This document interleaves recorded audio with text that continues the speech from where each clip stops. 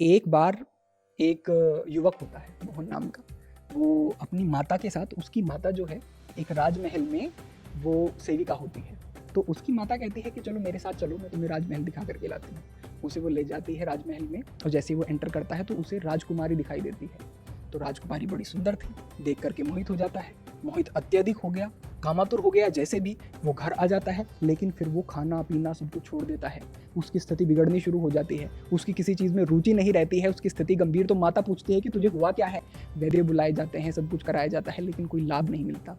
तो माता पूछती है तो मुझे बता तो सही। बड़ा आग्रह करने पर कहता है कि मेरा जो मन है वो आकर्षित हो गया है राजकुमारी के प्रति।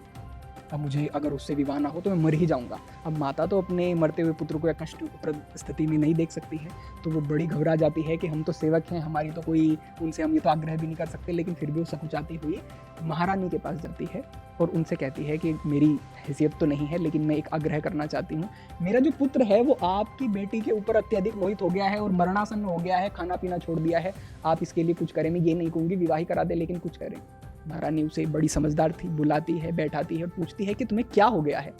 कि मुझे राजकुमारी से प्यार हो गया है। कि तुम्हें राजकुमारी की किस चीज़ से प्यार हुआ है। तुमने उनसे बात नहीं की, उनका व्यवहार नहीं देखा, उनका शील नहीं देखा, उनके गुण नहीं देखे, किस चीज़ से प्यार हुआ। तो वो कहता है कि मुझे तो, क्योंकि वो सोच में पड़ जाता है, क्योंकि बात तो की नहीं है, कि मुझे उनकी आंखें बहुत अच्छी लगती हैं, मुझे उनका मुखमंडल बहुत अच्छा लगता है, उनकी ऐसी मुझे सारा शारीरिक सौष्ठव अच्छा लगता है। तो वो समझ जाती है कि इसका आकर्षण मात्र है, कि चलो मैं तुम्हारा विवाह राजकुमारी से करा दूंगी, लेकिन तुम्हें 1 वर्ष देना होगा। 1 वर्ष जैसे मैं कहूँगी वैसे रहना होगा, और 1 वर्ष के बाद तुम्हारी परीक्षा होगी। अगर परीक्षा में उत्तीर्ण हो जाते हो तो राजकुमारी से विवाह करा दिया जाएगा। तो कहा जाता है कि एक कक्ष है, एक कमरा है, उसमें रहो, उससे बाहर नहीं जाना है, और यहाँ पे जो कोई आवेगा उनकी बात को सुनना है, और जो कहा जाएगा वो करना है। परीक्षा भी होगी।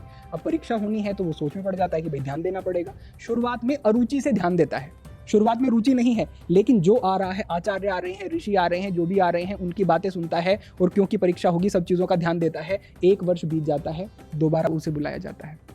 महारानी उसे बुलाती हैं, पूछती हैं कि तुमने क्या सीखा। उससे बहुत सारे प्रश्न पूछे गए, फटाक से उसने सारी चीज़ों का जवाब दिया। तो महारानी कहती हैं कि अच्छा, तब तुम अब योग्य हो गए हो, अब तुम्हारा विवाह मैं राजकुमारी से करा देती हूँ। कि कौन राजकुमारी। तो पूछती है कि जिससे तुम परेशान थे, जिससे तुम विवाह करना चाहते थे, जिसके बिना तुम रह नहीं पा रहे थे। कि वो तब की बात थी, वो आज की बात नहीं है। मुझे अब समझ आ गया है कि वो मोह था। मुझे अब समझ में आ गया है कि उसमें कोई सार नहीं था। मुझे अब समझ आ गया है कि वहाँ से मेरा कोई कल्याण नहीं होगा। वास्तव में अगर मैं काम से या मोह से प्रेरित होकर के किसी चीज़ को प्राप्त कर भी लेता हूँ तो वो मुझे काम ही देगी, मोह ही देगी, कल्याण नहीं देगी। और जीवन का उद्देश्य कल्याण को प्राप्त करना है। मुझे अब समझ आ गया है।